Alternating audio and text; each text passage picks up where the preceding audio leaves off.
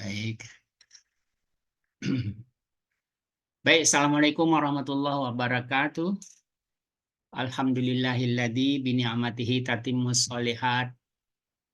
Alladzi anzalas sakinata fi qulubil mu'minin liyazdadu imana ma'a imanihim. Asyhadu an la ilaha illallah wahdahu la syarikalah wa asyhadu anna Muhammadan abduhu wa rasuluh. Allahumma shalli ala Muhammad wa ala ali Muhammad.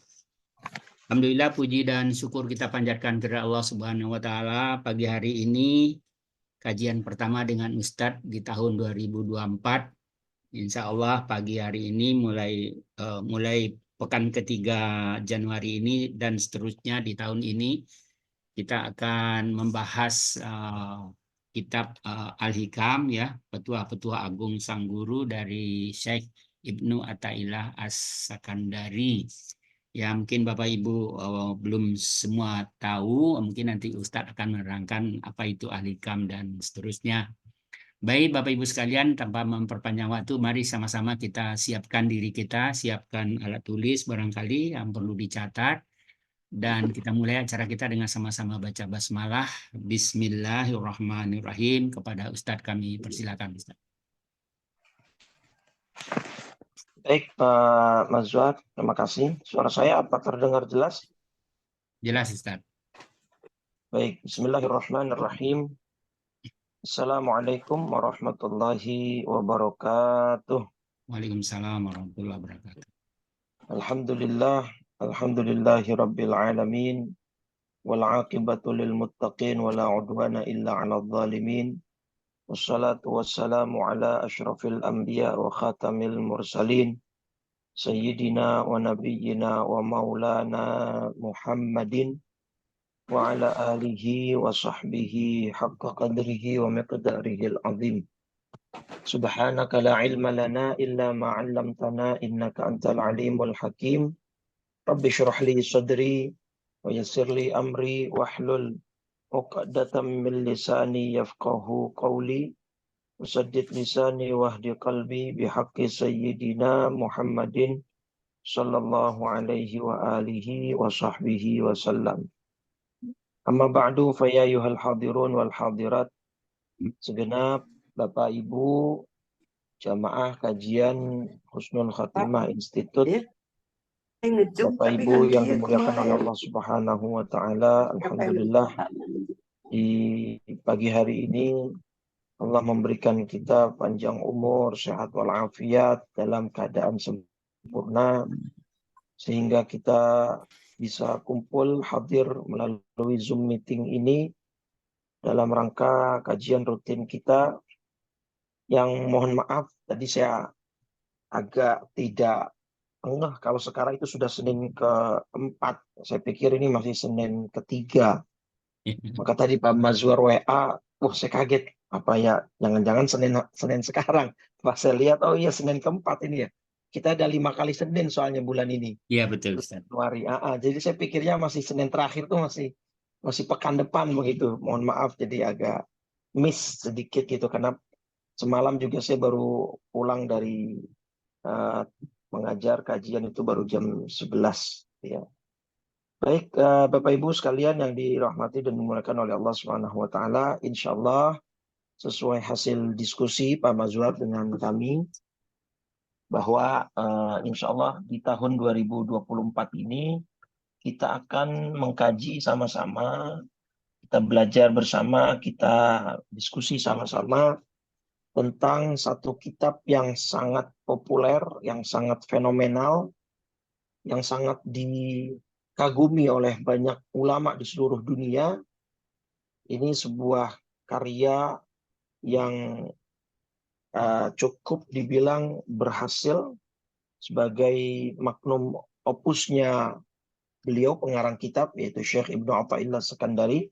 Selain ini beliau juga punya banyak karya-karya yang juga bagus gitu ya.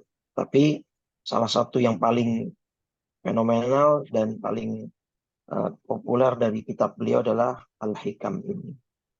Al-Hikam ini sebuah kitab tasawuf Bapak Ibu ya, yang berisikan berupa mutiara-mutiara hikmah, kalam-kalam ya mutiara Jadi nanti isi kitab ini misalnya nasihat pertama, nasihat kedua, nasihat ketiga, dan isinya sampai ratusan. Jadi bentuknya nasihat gitu ya. Lebih bisa dicerna, lebih bisa diterima, dan mengenai apa isinya ya, tazkiyatun nafs, pembersihan jiwa, terus untuk supaya orang bersemangat di dalam beribadah, kemudian supaya orang bersemangat meninggalkan perilaku dosa, ya. Jadi ini sangat bagus untuk kita kaji sebagai bekal kita mengarungi kehidupan yang mungkin cukup pelik ini, ya. Nah, kita mulai dari sedikit biografi pengarang kitab ini. Beliau bernama Syekh Ibnu Athaillah, ya, As-Sakandari. As-Sakandari ini menunjukkan berarti beliau orang Alexandria, ya. As-Sakandaria itu kalau sekarang ya di Mesir dikenal dengan nama Alexandria. Nah, itu Alexandria. Beliau lahir tahun 1250 Masehi sampai 1309. Alhamdulillah, saya sudah berkesempatan Allah berikan anugerah bisa berziarah ke makam beliau di Alexandria. Wah, jadi mungkin nanti boleh tuh HKI umroh plus Mesir gitu ya. Nanti kita sekalian ke makam Syekh Ibnu Athaillah. Nanti naiknya kereta tuh dari Kairo sekitar mungkin 1 sampai 2 jam. Itu Alexandria itu kalau dibilang boleh dibilang seperti Bali-nya Indonesia, ya.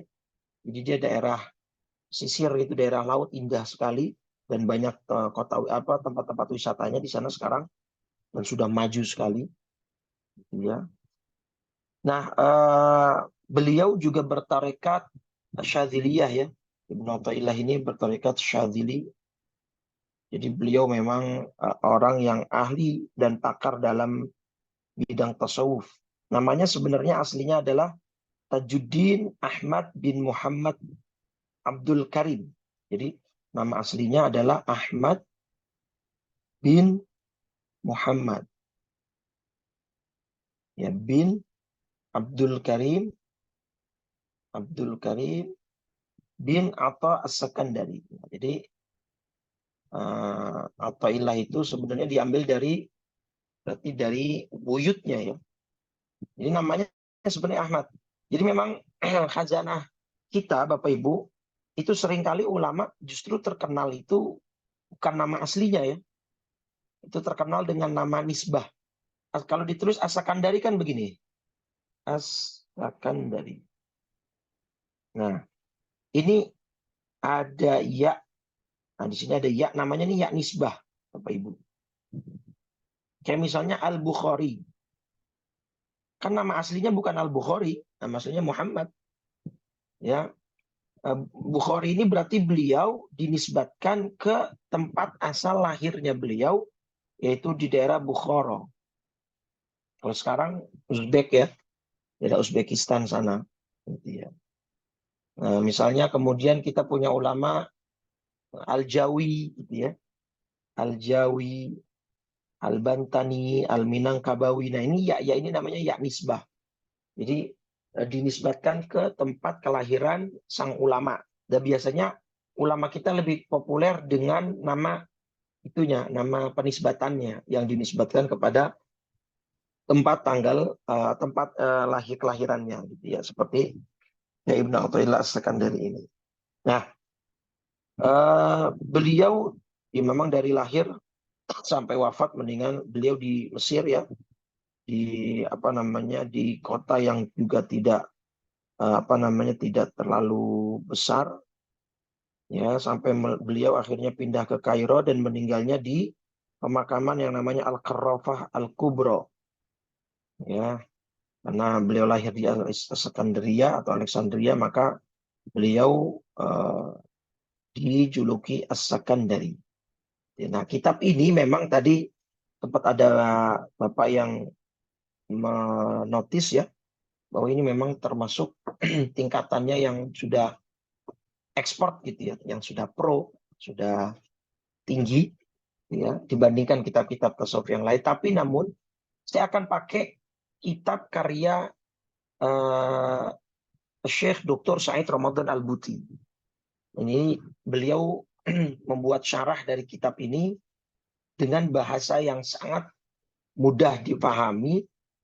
Dr. Said Muhammad Said Ramadan Al-Buti tahu ya, Bapak Ibu, kalau coba misalnya kita searching, kita googling, nah, beliau lebih terkenalnya dengan Dr. Buti. Nah, fotonya ini,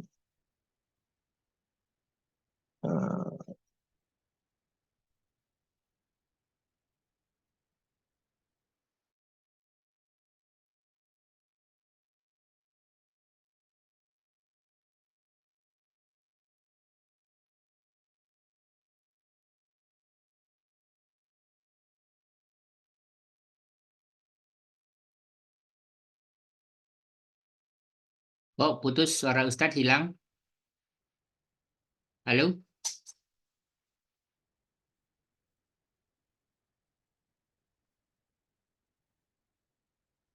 Assalamualaikum Ustadz. Suaranya hilang. Kayaknya internetnya putus barangkali.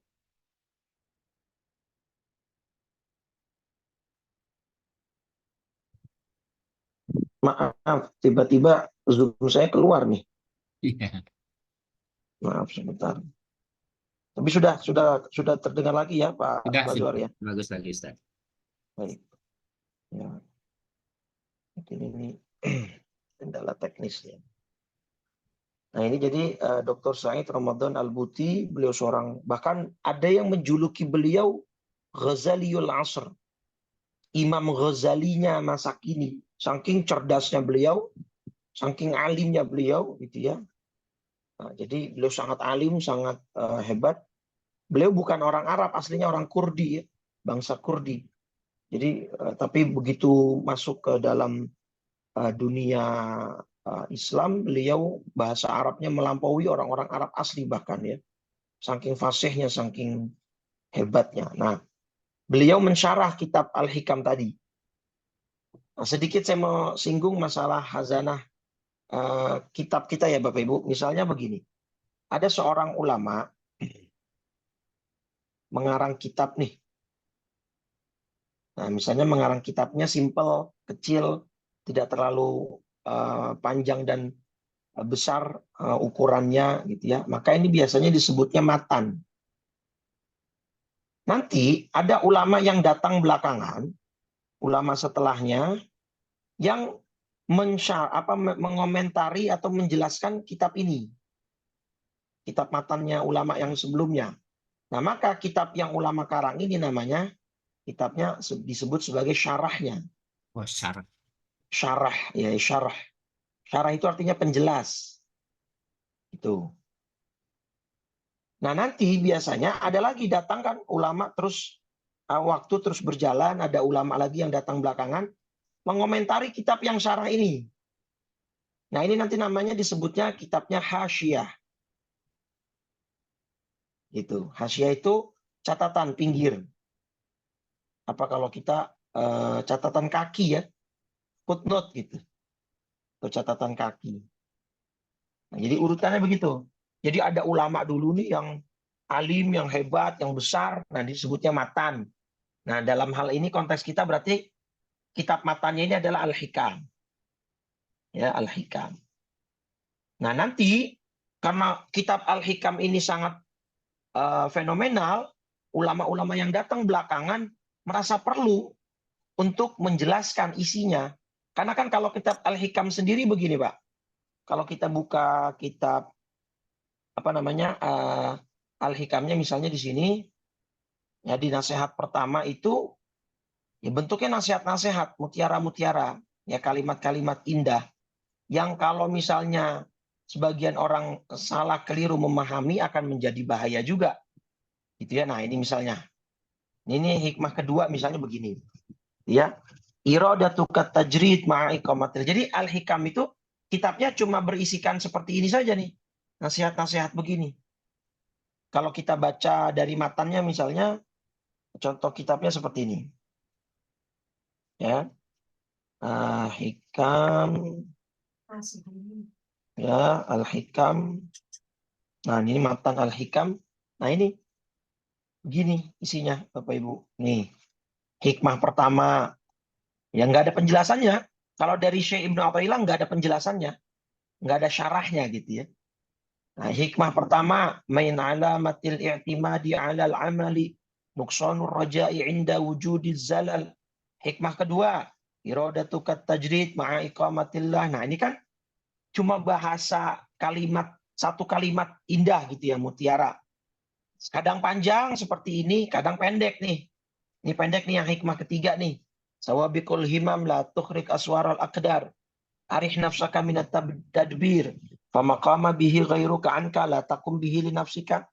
Nah, maka ulama yang datang belakangan merasa perlu untuk menjelaskan ini semua. Ini apa maksudnya? Ini gimana? Pijakan dalil dari Quran hadisnya yang mana? Seperti apa gitu. Nah, maka ulama-ulama yang datang belakangan kemudian merasa perlu untuk menjelaskan kitab Al-Hikam itu.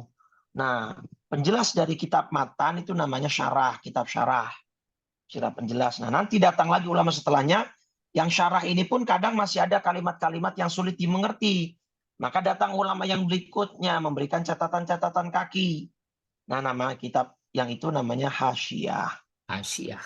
Hasyiah gitu ya catatan. Nah, ini beberapa tradisi ya dari ulama kita ketika berinteraksi dengan kitab-kitab karangan para ulama gitu. Nah, jadi nanti yang akan kita baca hikmahnya, namun penjelasannya akan saya bawakan dari kitabnya Syekh Dr. Said Ramadan Al-Buti ini ya. Baik, jadi mungkin itu selayang pandang ya tentang kitab Al-Hikam. Nah, di sini jelaskan. Sekarang kita lihat dari penjelasan Dr. Said Ramadan Al-Buti tentang apa sih konten atau isi kitab Al-Hikam itu. Walina'lama bihadhil munasabati anna hikama ibn Athaillah muqassamatun ila thalathati aqsam. Jadi secara garis besar kitab Al-Hikam ini nanti berisikan tiga tema besar.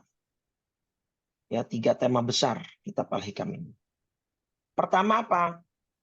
Ya, yaduru ala mihwari tauhid. Isinya tentang tema tauhid. Oh, ya. Jadi tema besar pertama itu tentang tauhid. Yang kedua al-qismu tsani yaduru ala mihwaril akhlak. Yang kedua berisikan tentang akhlak. Nah, yang ketiga ya al-qismu tsalits yata'allaqu bisuluk wa tathhirun nafsi minal adran, yaitu tentang pembersihan jiwa. Ya, atau kita biasa sebut dengan tazkiyatun nafs. Ya, pembersihan jiwa atau akhlak. Gitu ya, akhlak. Jadi ini kalau kita perhatikan Bapak Ibu, berarti ini kan sesuai dengan hadis. Hadis apa? Misalnya hadis pertama di kitab Arba'in Nawawi. Ya, kitab Al-Arba'in Nawawi di hadis pertama sekali itu kan hadis riwayat Imam, bukan hadis pertama, di Bukhari Muslim, dan terutama hari ini redaksinya dari Imam Muslim, hadis dari Sayyidina Umar ya. Ini sedikit mengingatkan dan sedikit, karena begini Bapak Ibu, ada sebagian kelompok di dalam Islam sekarang itu yang kok kayak alergi dengan istilah tasawuf gitu. Jadi mereka kayak nggak mau terima gitu. Tasawuf jadi seakan-akan kayak sesuatu yang baru, yang diada-adakan, sesuatu yang dulunya nggak ada gitu ya. Padahal ada. Tasawuf itu kan cuma istilah. Mereka cuma nggak mau pakai istilah tasawuf. Oke lah, kita ganti namanya tazkiyatun nafs. Kita ganti namanya misalnya dengan kajian akhlak. Ya kalau bahasa jauhnya podo wae. Ya, itu aja. Isi kontennya sama, cuma beda nama, sama kayak singkong. Ada yang menyebutnya singkong, ada yang menyebutnya apa ketela, ada yang menyebutnya apa gitu ya. Tapi isinya singkong juga. Itu ada dari hadis ini Bapak Ibu, ya sekalian kita masuk dulu ke hadisnya supaya kita mendapat berkah pagi ini dari hadis Nabi Muhammad SAW. An Umar radhiyallahu anhu qal bainama nahnu julusun inda Rasulillah sallallahu alaihi wasallam dzata yaumin idh tala'a alaina rajulun shadidu bayadith thiyabi wa shadidu sawadis sya'ri la yura alaihi atharus safar wa la ya'rifuhu minna ahad. Ya, ini hadis dalam hadis Arba'in Nawawi, nomor hadis kedua, tetapi ini dalam riwayat Imam Muslim. Hatta jalasa ila Nabi sallallahu alaihi wasallam fa asnada rukbatayhi ila rukbatayhi wa wada'a kaffayhi ala fakhidayhi.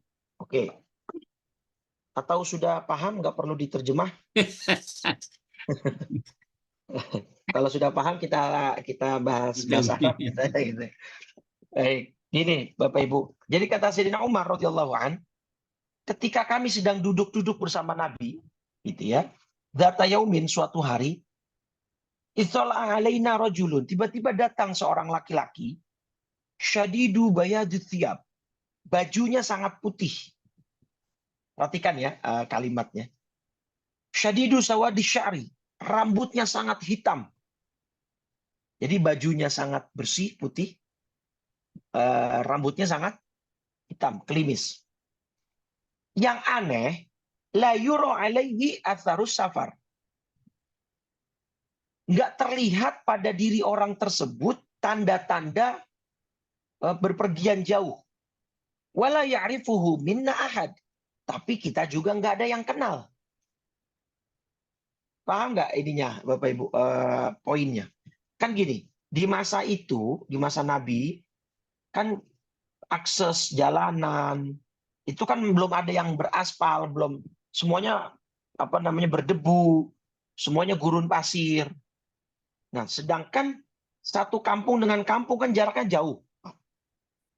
Kata Sayyidina Umar, kata sahabat Umar, kita nggak ada yang kenal nih siapa laki-laki ini.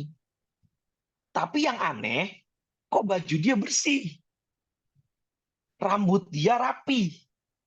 Seharusnya kalau nggak ada yang kenal, berarti kan orang jauh, Pak.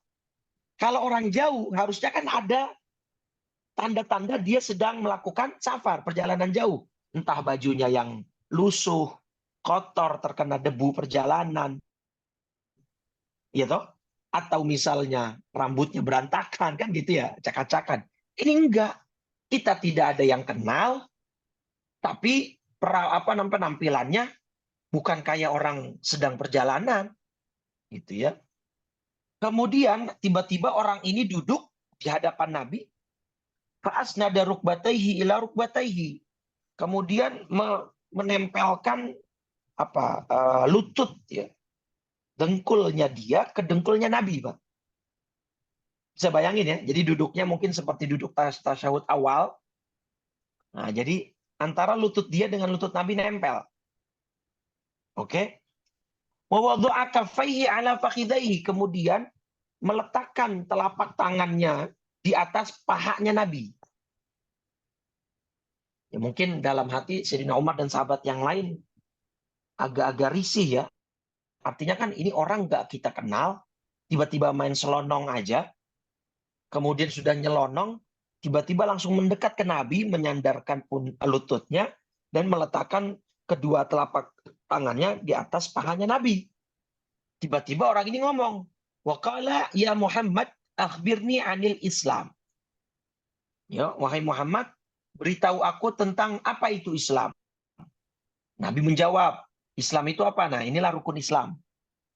Ya, rukun Islam yang 5 yang kita kenal. Yaitu al-Islam, Islam itu adalah engkau bersaksi tiada Tuhan selain Allah dan Muhammad adalah utusan Allah, melaksanakan sholat, membayar zakat, puasa di Ramadan, berhaji jika mampu. Itu rukun Islam. Kemudian orang ini membenarkan jawaban Nabi, sodakta. Engkau benar ya Rasul, ya Muhammad gitu ya. Sahabat yang lain takjub, heran, fa'ajibna lahu. Kami terkagum. Dia yang tanya, dia juga yang membenarkan. Seakan-akan dia lebih tahu dari Nabi Muhammad gitu loh. Ini orang apa-apaan sih gitu ya. Udah datang nyelonong. tiba-tiba nempelin lututnya ke lutut Nabi, nanya sesuatu tentang urusan agama, kemudian begitu dijawab sama Nabi, dia yang ngebenerin. Jadi seakan-akan lebih tahu dari Nabi. Siapa ini orang gitu ya.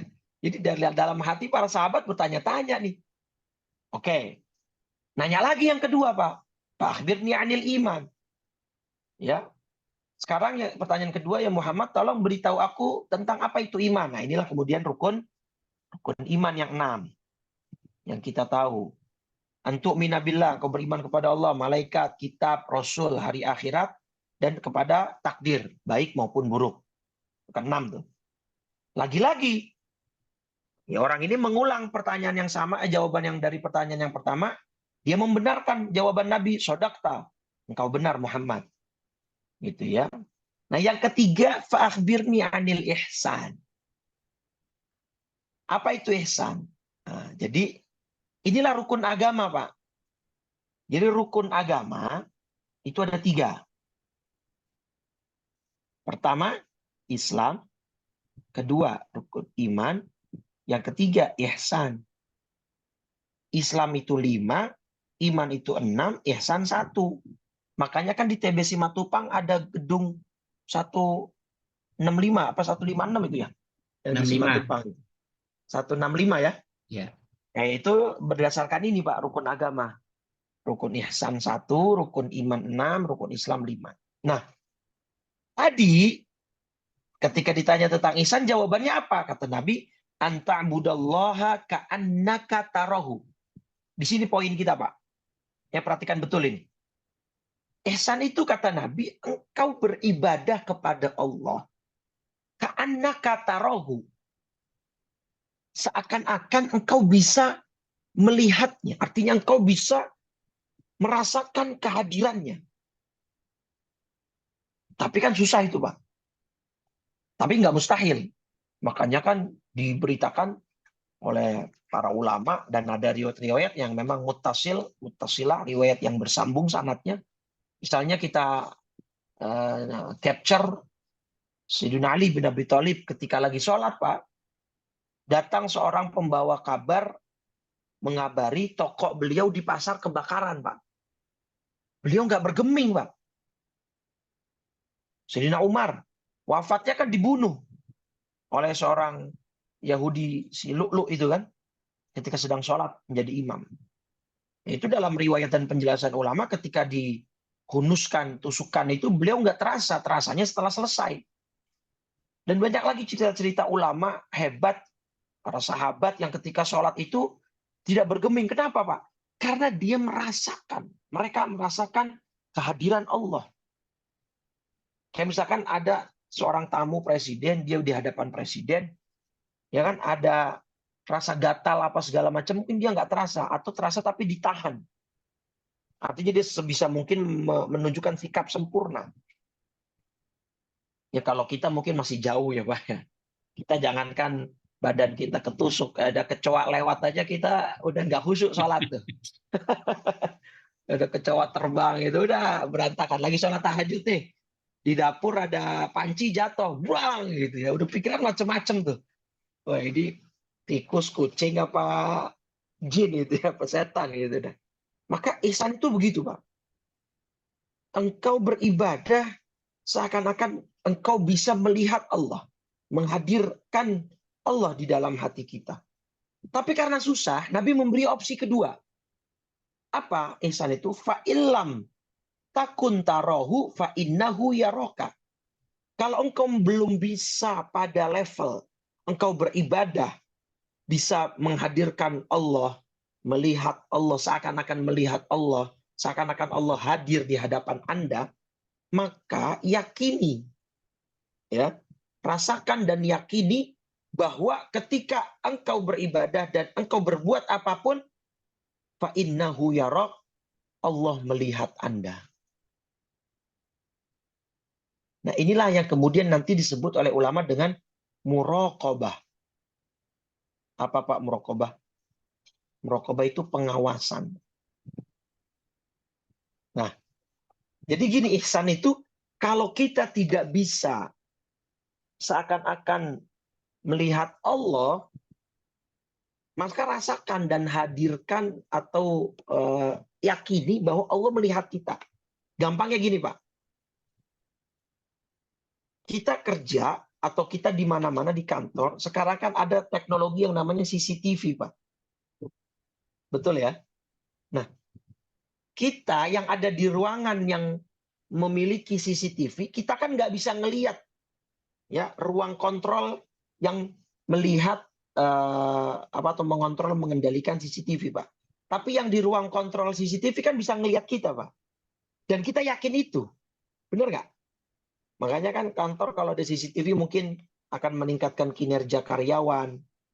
Itu kenapa? Karena si karyawan yakin itu CCTV menyambung ke ruang bosnya misalnya. Ya, maka dia yakin bosnya ngelihat dia. Bosnya mengawas dan memantau dia. Makanya dia bekerjanya dengan serius. Gitu kan. Nah, jadi itulah ihsan, Pak. Nah, maka rukun agama itu tadi 3. Islam, iman, ihsan. Nah, kalau kita kembalikan ke isi kitab Al-Hikam tadi, isinya pertama tauhid. Ya, tauhid ini kan iman. Akhlak, akhlak itu kan keluaran dari ini ya kita semua, keluaran dari apa namanya? Output dari anggota tubuh kita. Ini Islam. Ya, kita akhlak kepada Allah, dipanggil kita datang atau tidak untuk sholat, diperintah puasa kita laksanakan atau tidak, diperintah bayar zakat kita mau bayar atau tidak. Gitu ya. Yang ketiga pembersihan jiwa atau akhlak ya ini namanya ihsan. Nah, jadi berdasarkan hadis tadi ya cakupan kitab Al-Hikam ini sudah mencakup 3 rukun agama tadi. Ya, iman, Islam, ihsan. Nah, gitu ya. Jadi ini memang sebuah kitab yang sangat fenomenal yang insya Allah bisa kita akan dalami bersama nantinya, gitu ya. Baik, saya kira itu mungkin perkenalan atas nama kitab dan dan pengarang ya. Sekelumit saja karena pertemuan kita ini bulanan, saya kira kita harus masuk ke hikmah yang pertama, begitu ya. Nah, ini hikmah pertama, Bapak Ibu. Bismillahirrahmanirrahim. Qala Syekhul Muallif rahimahullahu taala wa adaman naf'a bihi wa bi barakati ulumihi wa bikum fit dharain amin. Radhiyallahu taala anna wa ankum. Hikmah pertama, al-hikmatul ula min alamatil i'timadi 'alal 'amali nuqsanur raja'i inda wujudiz zalali. Ya. Apa artinya? Kurang lebih terjemah bebasnya di antara tanda ya seseorang terlalu berpegangan terhadap amalnya, terlalu mengandalkan. I'timad itu mengandalkan. Ya. Dia terlalu mengandalkan amalnya. Di antara tanda orang yang memiliki ciri seperti itu apa?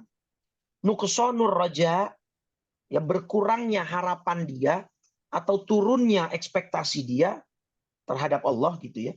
Ketika wujudiz zalal, ketika adanya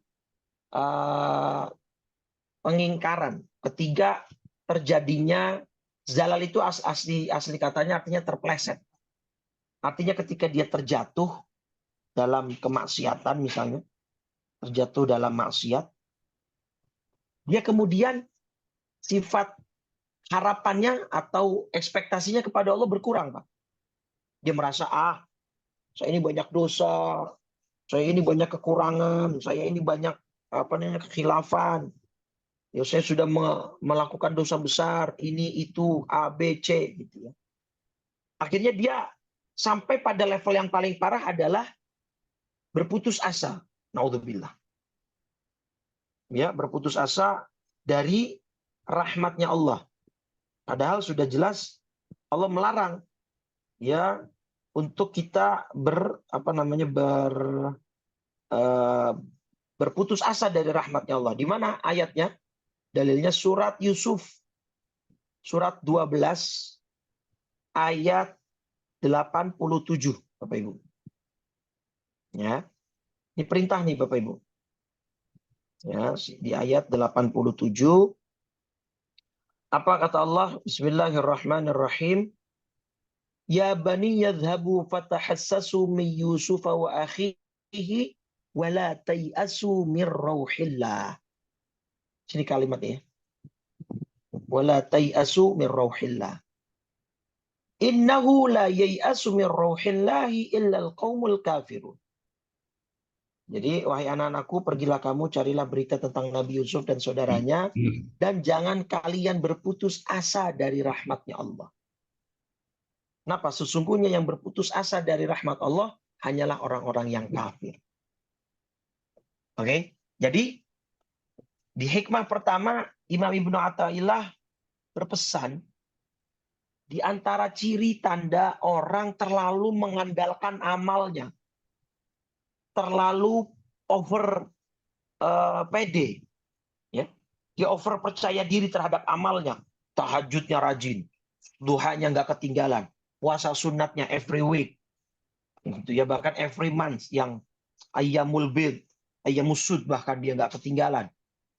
Jadi dia merasa dengan amalnya dia dekat dengan Allah. Dia merasa dengan ibadahnya bisa membeli surga. Paham ya? Tetapi ketika suatu hari dia terpleset, dia terjatuh, entah dia melakukan dosa, itu seakan-akan dunia dia runtuh, Pak. Bukan dalam konteks menyesali perbuatan ya. Kalau menyesali perbuatan, it's okay. Itu bagus malah. Tapi yang dimaksud oleh Imam Ibnu Athaillah dalam hikmah pertamanya ini, ketika dia terpleset, terjatuh dalam lubang kemaksiatan, harapan dia kepada Allah menjadi berkurang atau bahkan hilang. Bukankah Allah masih punya pintu taubat bagi orang-orang yang berdosa? Makanya ada kalimat begini, Pak. Ya, ini kata ulama, Pak. Kata ulama gini, rubba abidin, ya, yadkhulun nara bi'ibadatihi. Wa rubba asin, ya, yadkhulul jannata bima'siyatihi. Bima'siyatihi. Nah, ada yang bisa menjelaskan? Kalau ada yang bisa menjelaskan, nanti ada reward, ya, reward dari Tamazwar umroh katanya. Ini ketemunya di Mekah gitu ya. Gini Pak, ada kalam dari ulama begini. Ini kalau salah memahami bisa bahaya. Bapak bisa protes nanti. Gini, kata ulama, rubba abidi. Boleh jadi seorang abid. Abid itu seorang ahli ibadah ya. Seorang abid, seorang ahli ibadah. Itu bisa jadi dia masuk ke neraka. Dia masuk neraka. Bi'ibadatihi. Justru karena ibadahnya. Warubba asin. Dan bisa jadi seorang pelaku maksiat. Seorang pelaku maksiat. Yadkhulul jannata, dia masuk ke surga dengan maksiatnya.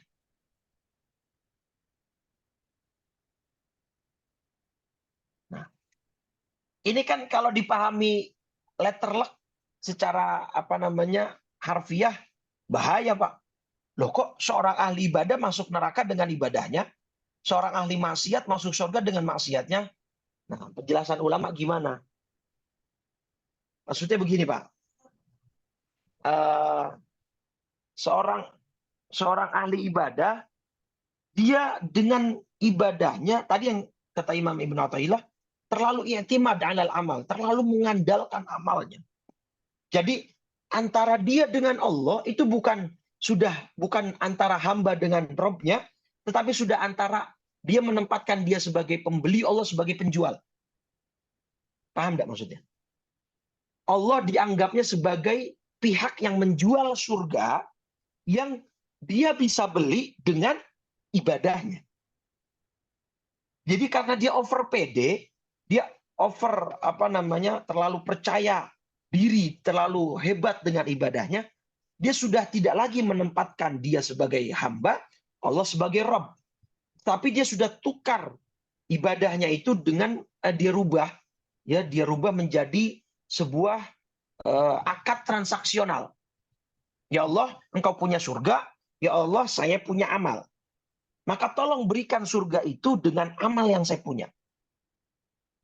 Jadi seakan-akan sudah menjadi sebuah akad transaksional jual beli.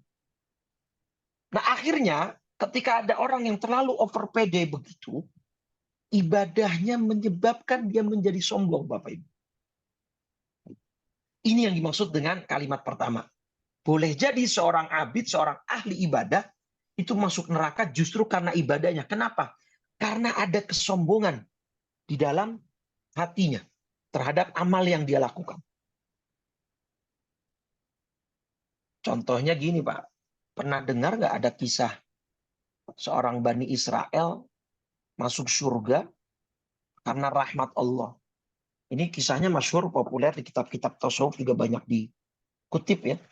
Jadi ada seorang Bani Israel, seorang ahli ibadah, itu beribadah dan hidup dia selama 500 tahun. Ibadahnya 500 tahun. Masuklah dia ke surga. Ya, Allah bilang begini, udkhulul jannata birahmati. Masuklah Anda ke dalam surgaku sebab rahmat yang aku berikan. Dia protes, Pak. Ya Rabb, ya wahai Allah Tuhanku, saya tidak mau masuk surga karena rahmat-Mu. Nah ini dia nih. Saya udah ibadah 500 tahun ya Allah. Saya sudah persembahkan jiwa raga saya.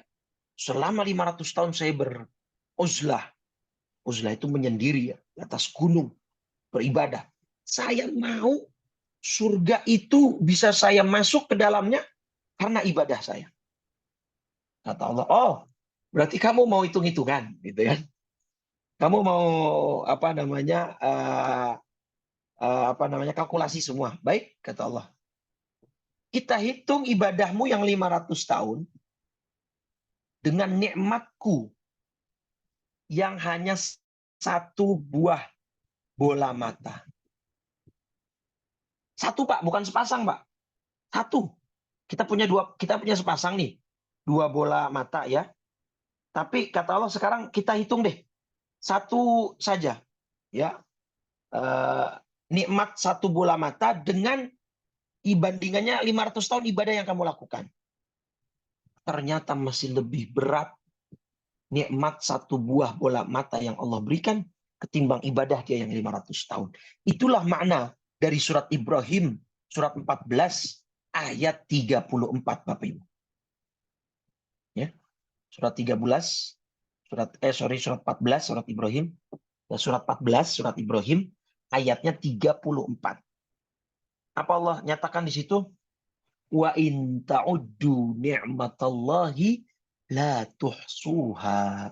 Itu populer. Ya, jika kamu mau menghitung nikmat Allah, kamu tidak akan mampu menghitungnya. Itu ya.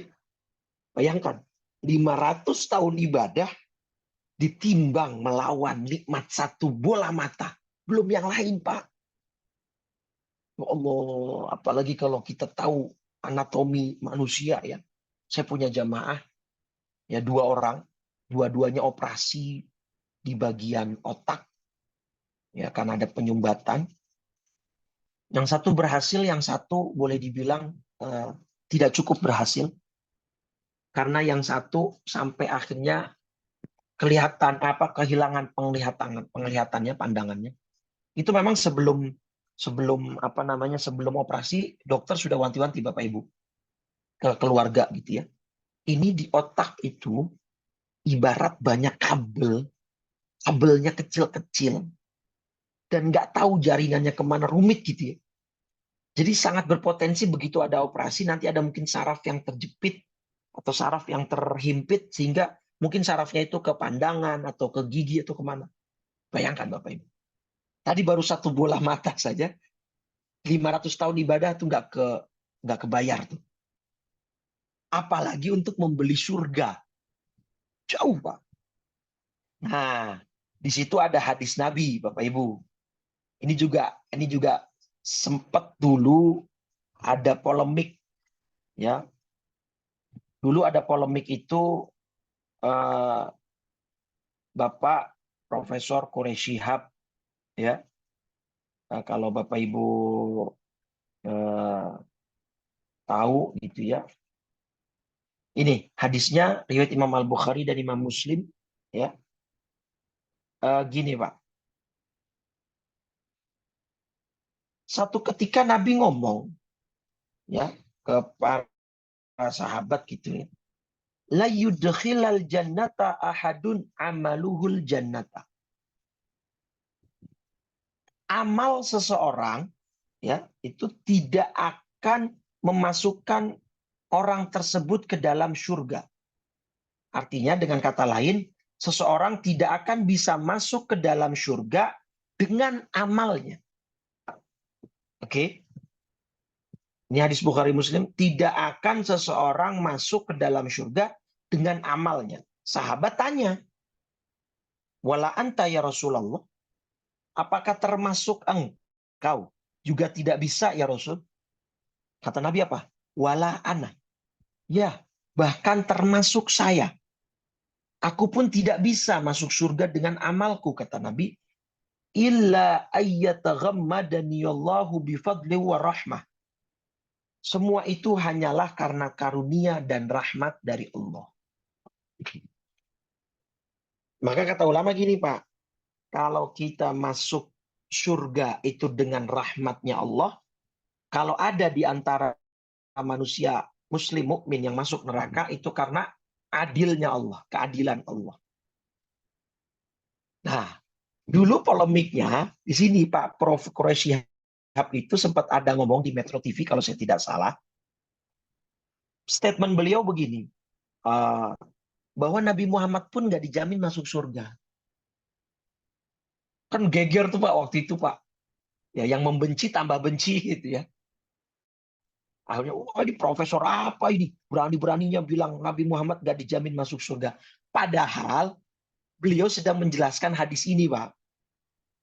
Kalau kita lihat dari hadis ini, Nabi memang nggak dijamin masuk surga dengan amalnya. Itu loh maksudnya. Kalau hanya dengan amal Nabi, yang padahal kita tahu Nabi sholatnya sampai kakinya bengkak, pecah-pecah gitu loh. Ya mungkin kaki kita kalau kita lihat sekarang pecah juga, Pak. Bengkak juga, cuma beda sebab. Kalau Nabi Muhammad karena terlalu lama berdiri sholat. Kalau kita kan mungkin karena penyakit ABC gitu kan. Jadi kalau dibilang Nabi nggak dijamin masuk surga, iya. Tapi yang dimaksud dengan amalnya. Nabi dijamin masuk surga karena dengan rahmatnya Allah. Begitu, Pak. Jadi even Nabi, bahkan Nabi pun, itu nggak bisa ngebeli surga dengan ibadahnya, Pak. Dengan amalnya. Loh kok ada yang bukan Nabi merasa bisa masuk surga dengan amalnya. Maka itu tadi kata ulama, bisa saja seorang ahli ibadah masuk neraka karena ibadahnya. Itu tadi. Ya, dia merasa overpede dengan ibadahnya. Wong ibadahnya saja belum tentu diterima. Kok mau ngebeli surga dengan ibadahnya? Loh gimana? Diterima saja kan belum tentu, Pak. Betul enggak? Jangankan diterima, sah saja belum tentu. Gini Pak, ini sedikit ya. Kita kan ini al-hikam tasawuf, Pak. Tapi jangan juga kita lupa misalnya belajar fikih. Jadi fikih tasawuf ini saling mengisi, Pak. Ya. Maka ada kalam masyhur kan dari Imam Syafi'i, man lam yatasawwaf wa lam yatafaqqah, atau man yatafaqqah wa lam yatasawwaf. Jadi kalau orang belajar fikih aja nggak belajar tasawuf, itu bisa menjadi kafir zindik, ya. Bisa sebaliknya, orang belajar tasawuf saja nggak belajar fikih bisa fasik dan lain sebagainya. Nah, fikih itu tugasnya untuk memastikan ibadah kita sah atau tidak, Pak. Itu fikih ranahnya. Kalau tasawuf ini untuk memastikan ibadah kita, bukan memastikan sih ya, bahasanya mungkin menenangkan hati, ibadah kita diterima atau tidak. Ya, lebih membesarkan peluang lah, membesarkan peluang untuk amal kita diterima. Loh, fungsinya apa Ustaz? Gini, kalau ibadah sah, sekarang saya tanya, ibadah sah nih, apakah ekuivalen diterima? Apakah ibadah sah pasti diterima oleh Allah? Belum tentu. Nah, nanti ada dalilnya. Sekarang gini, yang sah saja belum tentu diterima, apalagi yang tidak sah. Begini Pak, wudhu itu sudah ada ketentuannya. Surat Al-Maidah, surat 5 ayat 6. Ini kita ambil contoh ya, yang simpel saja. Surat Al-Maidah, surat 5 ayat 6, wudhu nih. Tentang wudhu saja. Kan sudah jelas, faghsilu wujuhakum, basuhlah wajahmu, ya ketika wudhu, wa aidiakum ilal marafiq, dan kedua tanganmu sampai siku. Ini fikihnya. Saya sering dapati teman-teman di perkantoran yang sholat, yang kerja pakai lengan panjang ke meja gitu ya. Dia kelihatan nggak tangan saya? Dia menggulung lengan cuma sampai segini, Bapak Ibu. Husnuzon saya, ketika dia nanti akan wudhu, ketika bagian basuh tangan, dia akan angkat lagi gitu kan. Nyatanya pas saya perhatikan tidak. Ya dia hanya membasuh apa yang dia buka. Ini siku kan nggak kenapa. Saya nasihati dong, Mas, tolong wudhunya diulang. Itu tadi wudhunya tidak sah. Jawabnya pinteran dia, Pak. Saya nasihatin begitu, kata dia, Ustadz, Allah juga tahu niat saya. Atau dengan jawaban lain misalnya, Ustadz, Allah kan maha penyayang, maha pengampun. Saya bilang betul. Yang Anda bilang semua betul. Allah maha tahu, Allah maha pengampun, betul. Tapi kalau Anda menafsirkan dan memahami itu semua dengan kemudian ibadah seenaknya, ngapain Allah turunkan Quran? Ngapain Nabi diutus? Kan begitu. Semua kan ada SOP-nya, ada ketentuannya. Nah, ini tugas fikih, Pak. Jadi fikih itu untuk memastikan ibadah kita sah atau tidak. Kalau itu sudah sah, minimal kita tidak berhutang kepada Allah. Gini deh gampangannya. Saya tanya Pak Mazwar. Kita saat ini sudah wajib sholat zuhur belum Pak Mazwar? Belum, Ustaz. Saat ini kita sudah wajib sholat zuhur belum saat ini? Belum. Belum. Kalau misalnya ada orang yang meninggal dunia di jam 8 pagi nanti. Sholat zuhur yang hari ini sudah ditagih belum sama Allah? Belum harusnya. Subuhnya Subuh pasti ditagih. sudah lewat waktu kan? Ustaz, suaranya lebih jelas pakai yang di kuping tadi, Ustaz, kurang jelas. Tiba-tiba kayaknya baterainya habis Pak Mazwar. Oh. Saya coba cari alternatif pakai yang kabel. Ya.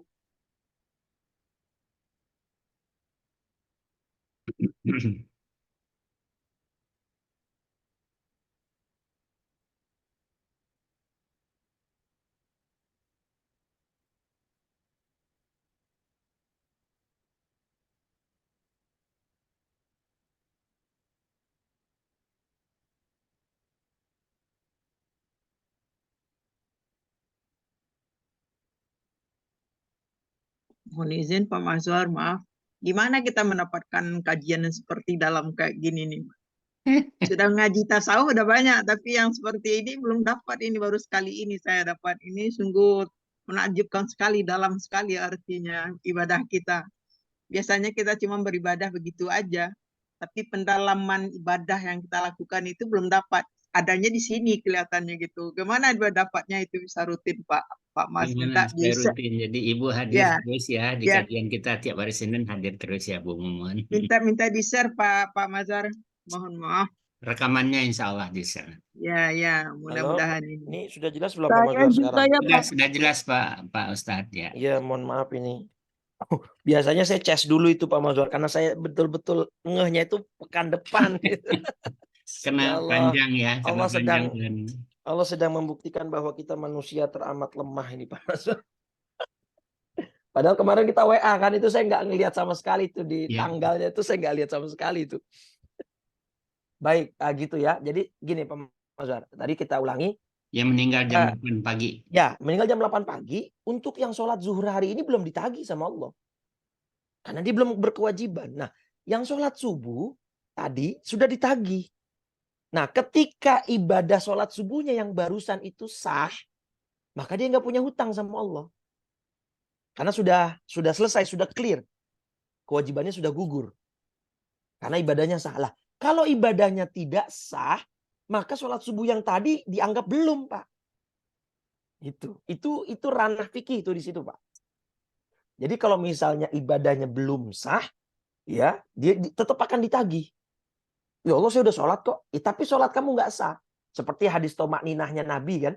Jadi hadis dalam Bukhari Muslim itu ada seorang datang ke masjid, ya sholat. Nabi sudah ada di masjid lebih dulu. Datanglah seseorang sholat. Kemudian setelah selesai salam, seseorang ini menghampiri Nabi, fasallama, kemudian mengucap salam. Sama Nabi apa? Irji fasolli fa inna kalam tusolli. Ya sholatlah engkau lagi karena kamu belum sholat. Diulang sholat yang kedua. Sholat lagi dengan sholat cara yang pertama. Nabi bilang lagi, sholat lagi. Kamu belum sholat. Sampai 3 kali sholat, Pak Mazwar. Diulang. Dengan cara yang sama.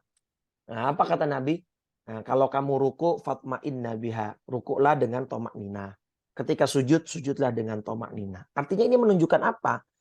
Sholat, tapi kalau sekedar asal sholat. Ya seperti orang tadi. Nggak dianggap sholat oleh Nabi. Maka sama Nabi disuruh ulang. Itu ranahnya fikih, Pak. Perlu kita belajar fikih untuk kemudian memastikan ibadah kita sesuai panduan. Nah, tetapi apakah pasti diterima ketika sudah sah? Ya belum tentu juga. Ini ranah tasawuf. Jadi kalau misalnya sudah sah, tapi misalnya dia sudah sah nih, oke kita katakan sah. Riya. Apakah diterima sama Allah? Ujub. Merasa diri lebih hebat. Apakah diterima sama Allah? Kemudian takabur. Sombong. Nah tadi tuh Pak, hikmah kita pertama ini di sini. Karena dia terlalu hebat amalnya, jadi sombong. Karena dia terlalu banyak sholatnya, jadi meninggi. Karena dia terlalu banyak sedekahnya, jadi jumawa. Nah itu ranah tasawuf, Pak. Untuk menjaga ibadah kita agar tidak sia-sia. Seperti yang Allah sampaikan dalam surat Al-Furqan. Surat 25 ayat 23. Nah, wa qadimna ila ma amilu min amalin faj'alnahu haba'an mantsura. Gitu ya. Ketika kami perlihatkan segala perbuatan amal yang mereka kerjakan, ya, lalu kami jadikan amal itu bagaikan haba'an mantsura, debu yang berterbangan. Nggak ada nilainya, Pak. Ibadahnya banyak, tapi begitu sampai di akhirat, nol. Bahkan dalam hadis Muslim, Bapak Ibu sekalian, itu lebih mengerikan lagi. Ada satu hadis ya yang kemudian tiga kelompok atau 3 golongan yang pertama kali masuk neraka. Amazwar.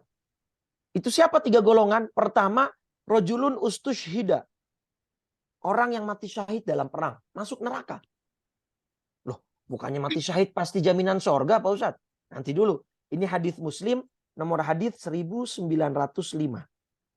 Ya, hadis Muslim, nomor hadis 1905. Yang kedua, siapa yang masuk neraka terlebih dulu?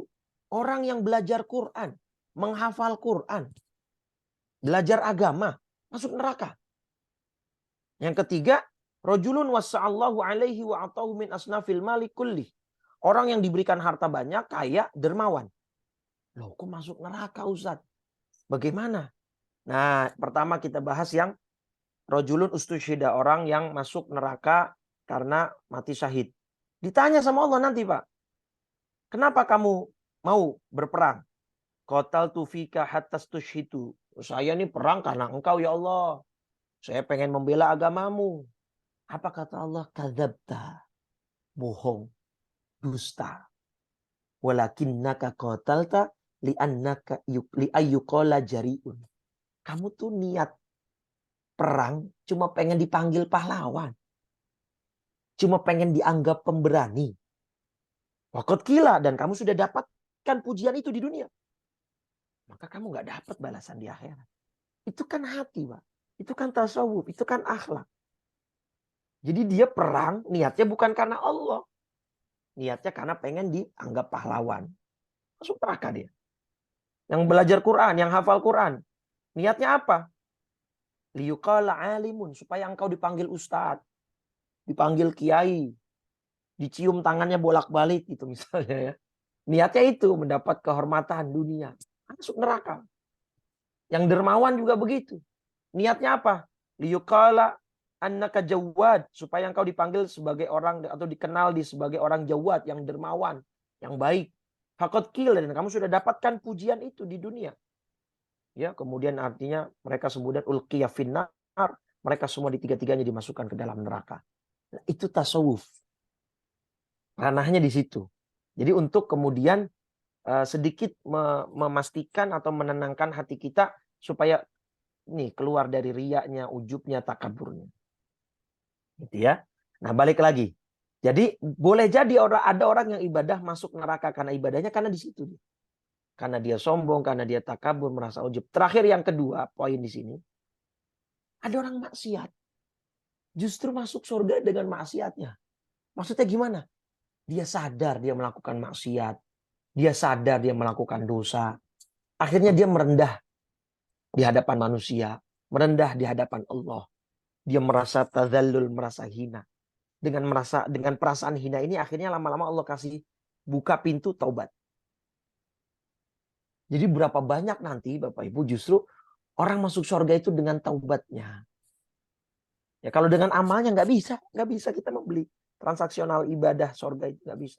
Adapun doa kita yang nanti Ramadan sering dibaca yang diajarkan oleh Nabi, inna nas'aluka ridhaka wal jannah.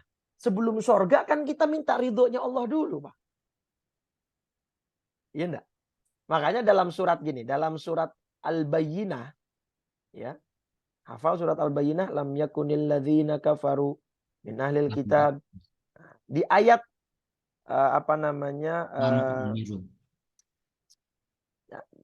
bukan di Al-Bayyinah berarti. Itu Pak di dalam surat Al-Fajr ya. Yang sebentar. Kalau tidak di Al-Fajr. Nah ini. Ya ayyatuhan nafsul mutmainnah. Irji'i ila rabbiki radiyatan mardiyah. Fadkhuli fi ibadi wadkhuli jannati. Perhatiin nggak Pak? Sebelum kata Allah kita masuk surga, ya, saya singkirkan dulu. Sebelum kata Allah kita masuk surga nih, yang di ayat 30, kita harus masuk dulu dalam golongan hambanya Allah. Hamba itu apa sih? Ngerasa dia hina di hadapan Allah. Ngerasa dia kurang di hadapan Allah. Merasa dia tidak pantas dengan ibadahnya masuk ke dalam surganya Allah. Dia hanya bisa masuk ke surga dengan rahmatnya Allah. Kalau kita sudah punya perasaan itu, baru kita dianggap sebagai hamba. Karena layaknya hamba sahaya, budak, gak bisa apa-apa Pak. Dia harus patuh kepada tuannya, kan gitu. Nah kita sebelum masuk surganya Allah, harus masuk dulu jadi hambanya Allah. Harus lulus dulu jadi hamba. Jangan-jangan sampai sekarang kita belum lulus jadi hambanya Allah Pak. Jangan-jangan selama ini kita masih mengatakan, oh saya puasanya sering Pak Ustadz. Senin Kemis saya nggak pernah ketinggalan. Tahajud saya nggak pernah kelewatan Pak Ustadz. Jangan-jangan kita dengan amal itu kita terlalu berpegangan sehingga kita menjadikan ada sedikit takabur. Seakan-akan kita merasa pantas masuk surga dengan ibadah kita. Berarti kita belum lulus jadi hambanya Allah Pak. Makanya kan Rabi'atul Adawiyah. Seorang sufiyah ya. Seorang ahli sufi dari Mesir, seorang wanita. Itu mengatakan, ya Allah saya ibadah kepadamu bukan mengharap surga. Bukan takut kepada nerakamu. Saya berhamba atau beribadah kepadamu murni. Karena saya seorang hamba, engkau adalah Tuhan. Engkau adalah Rabb. That's it. Itu cukup.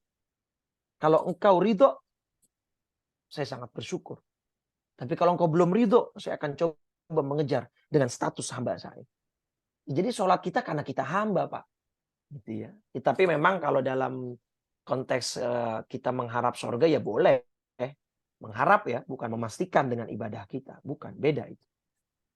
Nah, sedangkan orang yang berdosa, bermaksiat, mungkin dia merasa dia hina depan Allah, dia merasa dia tahu rahmat Allah luas, dia tahu taubat Allah begitu panjang dalam. Kan taubat itu ada dua Pak batasnya. Pertama di surat Al-An'am, surat 6 ayat 158. Ya. Di situ kapan taubat itu tidak diterima? Sampai matahari terbit dari barat. Ya kan? Tahu ya? Nah ini ayatnya sampai terbit matahari dari barat. Ini kan? Faqad ja'akum bayyinatum mir rabbikum. Ya, surat Al-An'am surat 6 ayat 158. Ini, au ya'tiya yauma ya'ti ba'du ayati rabbika la yanfa'u nafsan imanuha lam takun amanat min qabl. Surat Al-An'am surat 6 ayat 158. Pada hari datangnya sebagian tanda-tanda Allah, Tuhanmu tidak berguna lagi iman seseorang. Nah, tanda-tanda Allah yang dimaksud di sini apa? Matahari terbit dari barat. Itu baru gak diterima taubat. Sebelum itu semua dosa yang apapun, yang besar seperti apapun diterima oleh Allah Subhanahu wa taala. Yang kedua, batas taubat malam yughir, selama nafas belum sampai kerongkongan. Nah, itu ya. Dua batas taubat itu. Kalau dua batas taubat itu belum kita lampaui, taubat kita masih diterima, Pak. Nah, para orang ahli maksiat itu menyadari mereka mereka butuh taubat, mereka salah, mereka berbuat maksiat, itu mereka sadar. Maka seringkali orang bermaksiat pada akhirnya dapat hidayah. Dan orang yang tadi sombong mengandalkan amalnya akhirnya tergelincir dan dia putus dari rahmat Allah Subhanahu wa taala. Baik, saya kira sudah pukul 6.48 Bapak Ibu. Ya, kita mungkin nanti di pertemuan selanjutnya sedikit akan kita tambah penjelasan hikmah pertama karena tadi kita terpotong setengah jam untuk mengenalkan profil kitab dan pengarang kitab yang memang perlu untuk kita ketahui bersama. Jadi inti dari hikmah pertama ini adalah min alamatil i'timadi 'alal amal, di antara tanda orang mengandalkan amalnya adalah nuqsanur raja' inda wujudi zalal. Harapan dia kepada Allah menjadi berkurang ketika amal dia juga berkurang. Padahal kan kita masuk surga bukan karena amal kita, karena rahmatnya Allah. Banyak kok orang yang punya dosa, ternyata Allah ampuni, ternyata Allah maafkan, gitu ya. Bukan berarti yang dengan amalnya pasti masuk surga, enggak. Artinya ketika kita kepleset, bangkit. Kita masih punya taubat, kita masih punya rahmat Allah. Jangan andalkan amal kita doang. Begitu ya. Baik, saya kira itu Pak Mazwar. Mudah-mudahan bermanfaat ya. Mohon maaf sekali lagi atas intrik-intrik kekurangan saya tadi, teknis dan lain sebagainya. Baik, saya kira itu. Ustaz, terima kasih banyak, Masya Allah. Luar biasa pagi ini, Ustaz. Banyak sekali pencerahan yang kita terima dari Ustaz. Bapak Ibu sekalian, Masya Allah. Silakan Bapak Ibu yang ingin menambah, mengklarifikasi. Oh, saya dari yang raise hand dulu saja ya, Bapak Ibu. Ya. Untuk mempersingkat waktu langsung saja. Silakan Ibu Erni. Ya, makasih Pak Mazwar. Assalamualaikum Pak Ustadz. Saya menanyakan Pak Ustadz, ini kan kita tuh selalu meminta supaya kita itu selalu diridhoi Allah ya, maksudnya amal ibadah diterima. Kadang-kadang kita merasa udah konsen, tapi selalu kadang melenceng-melenceng juga, agak pikiran tidak konsen waktu ibadah itu, waktu sholat itu misalnya. Kita selalu meminta itu kan ada 3 Pak Ustaz, maksudnya itu selalu kita mintakan rahmat Allah, hidayah Allah, karunia. Yang itu kita minta ketiga-tiganya atau ada tingkatannya Pak Ustaz? Baik. Makasih Pak Ustaz. Assalamualaikum. Ya, waalaikumsalam warahmatullahi wabarakatuh. Begini Ibu, kalau kita sudah minta rahmat Allah, itu sudah mencakup semua. Rahmat itu sudah mencakup hidayah, rahmat itu sudah mencakup taufik. Rahmat itu sudah mencakup taubat. Ya, sudah mencakup fadlun, karunia tadi yang Ibu sebut. Itu semuanya di bawah kata rahmat. Makanya kan sampai ada rahmat Allah itu seluas samudra kan. Allah itu hanya menurunkan satu rahmat ke dunia, semua makhluk kebagian. Itu maksudnya. Jadi rahmat itu sudah mencakup hidayah, mencakup taufik, taubat, karunia. Oh iya Pak. Termasuk hidayah, karunia, semua sih ya Pak Ustaz. Pokoknya paling tinggi itu tingkatannya rahmat ya Pak Ustaz. Betul Ibu. Jadi makanya kan kita kalau sudah dapat rahmat sebenarnya Ibu, itu semua sudah tercover gitu loh. Nah, cuman kadang perlu kita rinci memang apa yang rahmat sekarang yang kita lagi pengen. Ya termasuk rezeki maknawi, rezeki hissi, artinya rezeki yang terlihat, ya seperti misalnya uang, harta, atau rezeki yang tak terlihat seperti kesehatan, ya seperti kemudian ketenangan batin. Itu bagian dari rahmat Allah. Taufik, kalau taufik itu apa? Kemampuan untuk melakukan ibadah. Itu namanya taufik. Kemampuan untuk ibadah. Itu namanya taufik. Gitu ya. Hidayah itu petunjuk. Petunjuk itu artinya seperti kita diberikan arah oleh Allah. Diberikan guidance oleh Allah Subhanahu wa taala. Itu semua tingkatan paling tingginya rahmat. Di atas itu rahmat. Kalau kita sudah mendapat rahmat Allah Subhanahu wa taala, makanya kan ada irhamna. Para ulama itu udah mintanya irhamna ya arhamar rahimin, irhamna ya Allah rahmati kami. Nah, kunci dari rahmat ini Bu, nah di sini poin menariknya. Gimana supaya kita dapat rahmat dari Allah? Ada hadis kata Nabi, irhamu man fil ardi. Rahmatilah, kasihilah yang ada di bumi, yarhamukum man fis sama. Maka engkau akan mendapatkan rahmat dan kasih sayang dari yang ada di langit, para malaikatnya Allah Subhanahu wa taala. Ya tentunya akan dapat rahmat dari Allah juga gitu loh. Ya artinya kalau kita mau dapat rahmat dari Allah, hablum minan nasnya. Diperhatikan. Jadilah agensinya Allah di dunia untuk menyebarkan rahmatnya Allah. Makanya Islam itu disebut rahmatan lil alamin. Wa ma arsalnaka illa rahmatan lil alamin. Nabi Muhammad itu diutus sebagai rahmat bagi seluruh alam. Jadi sebagai rahmat bagi seluruh alam. Bayangkan Bu. Ya, bayangkan hebatnya posisi Nabi kita Muhammad SAW. Beliau diutus sebagai perwakilan rahmatnya Allah di bumi. Ya kan kalau kita terjemahkan bebas kan rahmatan lil alamin begitu. Beliau diutus sebagai perwakilan rahmatnya Allah di bumi. Maka ya kita harus menjadi perpanjangan tangannya Nabi. Maka Nabi kan akhlaknya kepada manusia bagaimana? Orang yang mau membunuhnya malah Nabi suapi makan. Penduduk Taif yang melempari batu sampai beliau terluka malah didoakan baik. Gitu kan? Abu Jahal ketika berpura-pura sakit agar dijenguk. Padahal sama Abu Jahal sudah disiapkan perangkap lubang agar nabinya terprosok. Malah Abu Jahal yang terprosok kan. Dan akhirnya tuh tanah itu kan itu kisah itu ya. Tanah itu akhirnya amblas. Dan dia sadar nggak ada yang bisa ngebantu kecuali Nabi. Nabi datang Bu. Untuk ngebantu Abu Jahal yang padahal tuh lubang disiapkan untuk mencelakakan Nabi. Nabinya datang. Kalau kita di posisi kayak Nabi nih, ada orang yang mau mencelakai kita, malah dia yang kena tulahnya, kena senjata makan tuannya. Kira-kira respon kita gimana? Minimal kan kita katain dulu, syukurin gitu kan.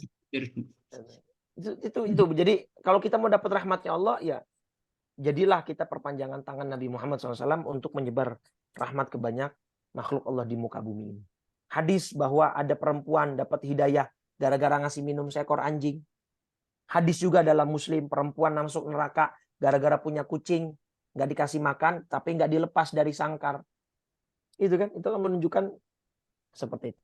Nah, jadi kalau yang Ibu tanyakan itu Bu ya, jadi rahmat itu ada di atas luas, nah di bawahnya terurai banyak item-item seperti hidayah, taufik, taubat, rezeki, karunia dan lain sebagainya.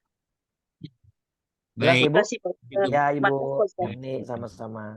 Baik, berikut Kakanda Dr. Suhaimi nih. Silakan Pak udah Suhaimi. Dihidupkan mic-nya dulu. Baik. Assalamualaikum warahmatullahi wabarakatuh. Waalaikumsalam. Terima kasih Pak Ustadz. Kajian pagi ini sangat menarik. Lalu saya teringat kepada Hindun. Hindun itu kan yang membunuh Hamzah, pamannya Nabi, di Bukit Uhud sambil memakan hati dan jantungnya Hamzah. Kemudian dalam peristiwa perang perebutan Mekah ditaklukkan dan Hindun diampuni. Kemudian bagaimana nasib Hindun? Apakah dia masuk neraka atau masuk surga? Ustaz? Terima kasih. Yang membunuh Hamzah paman Nabi itu Wahsy, Pak. Ya, Wahsy. tapi yang memakan Wahsy hati dan jantungnya. Iya, termasuk iya. Tapi pelaku utamanya itu Wahsy bin Harb.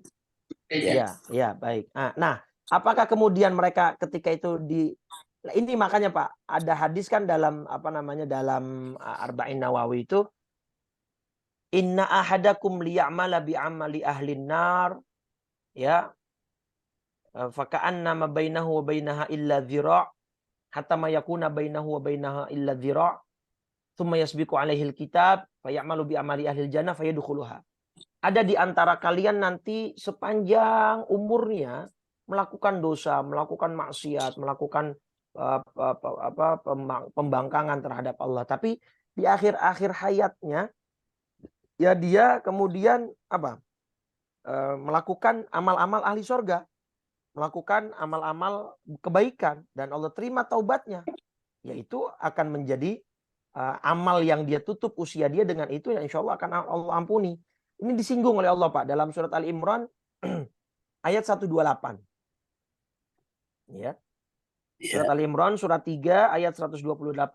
Laisa laka minal amri syai'un aw yatuba alaihim aw yu'adzibahum fa innahum zalimun. Wahai Muhammad, itu bukan menjadi urusanmu. Apakah Allah akan menerima taubat mereka atau mengazabnya? Karena mereka orang-orang yang zalim. Nah, jadi dalam hadis Bukhari ketika menafsirkan ayat ini, para mufasir seperti tafsir Ibnu Katsir, tafsir Al-Baghawi, ini mengungkap tentang kisah pemuka-pemuka kaum musyrik ya, yang Allah terima taubatnya, ya termasuk si Wahsy, pembunuh Hamzah ya dengan si Hindun itu, yang kemudian akhirnya di akhir hayatnya justru mendapatkan taubat dari Allah Subhanahu wa taala, akhirnya dia diterima taubatnya oleh Allah. Artinya even seorang Nabi Muhammad pun nggak punya hak untuk menentukan siapa yang akan masuk neraka, siapa yang akan masuk surga, siapa yang taubatnya diterima, siapa yang tidak. Begitu Pak. Jadi apakah Wahsy itu termasuk yang diterima dengan si Hindun taubatnya? Iya. Mereka termasuk yang diterima oleh Allah Subhanahu wa taala. Jadi di ayat ini jelas yang menjadi yang menerima taubat atau tidak itu bukan Nabi Muhammad, tapi Allah Subhanahu wa taala. Artinya seorang Nabi Muhammad pun nggak bisa. Mungkin kan secara personal ya, Pak. Ayat ini kan mungkin ingin menegaskan, mungkin secara personal Nabi Muhammad tuh masih dendam sama siapa tadi, si Wahsy sama si Hindu tadi. Karena dia membunuh orang salah satu yang paling dicintai oleh Nabi. Pamannya itu kan, Sayyidina Hamzah. Secara personal mungkin begitu. Maka ayat ini menegaskan, bukan urusanmu Muhammad. Ya kalau Allah mau menerima taubatnya, ya itu udah haknya Allah gitu. Itu kira-kira begitu. Ya Ustaz. Ya, jadi betapa mudahnya Allah itu menerima taubat seseorang. Betul. Dan betapa mudahnya juga Allah tidak ridho terhadap amal seseorang gitu ya. Iya. Jadi kalau kita lihat pamannya Nabi Muhammad itu Abu Talib melindungi, berkorban harta benda semuanya. Tapi di akhir hidupnya ternyata dia pun juga seperti nggak diampuni oleh Allah gitu. Berbeda dengan Hindun yang sudah demikian besar, rasanya musuh Islam, tapi ternyata diterima taubatnya. Gitu aja saya melihat perbandingan yang dua. Baik Pak Suhaimi. Ya. Baik, terima kasih. Pak Maswar, tanya Pak Maswar. Ya, masih ada. Oh, udah jam 7 Ustaz, bisa terus Ustaz. Oke, satu lagi terakhir boleh. Betul ya. Silakan. Syukur ya. Terima kasih Pak Ustadz. Ya Pak. Tadi disampaikan bahwasanya sayangilah yang di bumi itu, maka kamu akan disayangi yang di langit oleh Allah. Ya. Nah, seorang petani yang menanam padi atau apalah gitu, kemudian ada hama, apa itu walang atau itu ulat dan sebagainya. Nah, ini ulat itu termasuk makhluk Allah. Tapi lalu dia karena sayang padinya habis, ya itu dibunuhin itu atau dibasmi. Nah, ini bagaimana itu menerjemahkannya itu? Apakah itu dibenarkan Ustadz? Baik. Atau tidak? Terima kasih. Iya Pak Abdul Syukur. Jadi dalam Islam itu konteks memahami hadis menyayangi yang di bumi, maka yang di langit atau menyayangi kita dalam konteks yang memang tidak tidak ada pertentangan. Kalau di dalam hadis yang lain kan banyak. Nabi ketika lagi sholat menyuruh misalnya uqtulul aswadain. Bunuhlah dua makhluk hitam. Gitu ya. Siapa maksudnya? Ular dan kalajengking misalnya.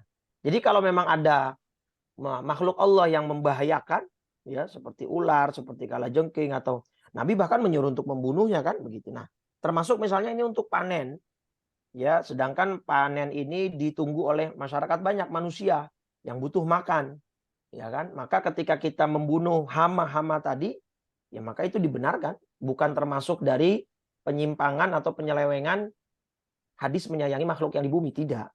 Gitu ya. Karena ini kan bagian justru kita dengan membasmi hama itu justru kita sedang menyayangi diri kita, petani yang sudah susah payah menanam, keluarga petani yang butuh penghasilan, para konsumen yang butuh padi tersebut, yang butuh tanaman tersebut gitu. Jadi skupnya justru lebih besar dengan dia mengorbankan si hama ini. Karena memang juga kan dalam dunia biologi kan, ilmu dunia sains biologi itu kan juga ada mata rantai makanan dan segala macam. Dan ada juga yang sifatnya kan hama, sifatnya merusak.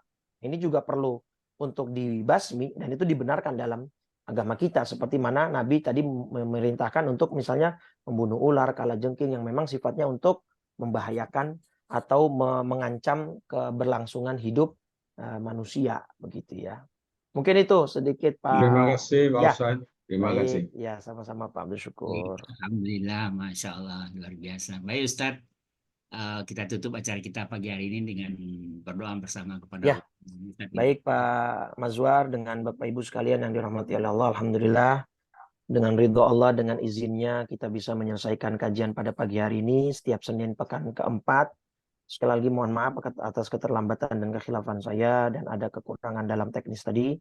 Kita tutup dengan 3 kali kalimat tauhid dengan khusyuk, dengan keikhlasan bahwa kita benar-benar mengakui Allah sebagai Rabb kita, tidak ada Rabb selain Dia, dan kita menghamba kepada Dia, kita beribadah karena kita adalah hambanya, karena nikmatnya terlalu banyak untuk kita bisa hitung. Dengan itu mudah-mudahan Allah wafatkan kita dalam husnul khotimah dan mudah lisan kita, hati kita mengakui, mengikrarkan di saat-saat terakhir kita meninggalkan dunia yang fana ini.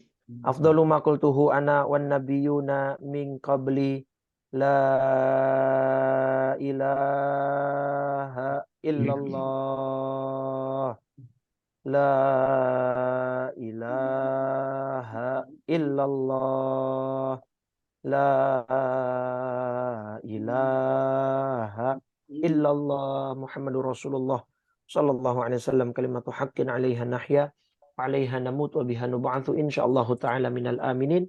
Allahumma barik lana fi Rajab wa Sya'ban wa ballighna Ramadan fi sihhatin wa khairin wa lutfin wa afiyatin wa satrin wa ta'ah innaka 'ala kulli syai'in qadir. Allahumma inna nas'aluka ridhaka wal jannah wa na'udzubika min sakhatika wan nar. Allahumma inna nas'alukal huda wat tuqa wal afafa wal ghina. Allahumma inna na'udzubika min ilmin la yanfa' wa min qalbin la yakhsha' wa min nafsin la tashba' wa min da'watin la yustajabu laha.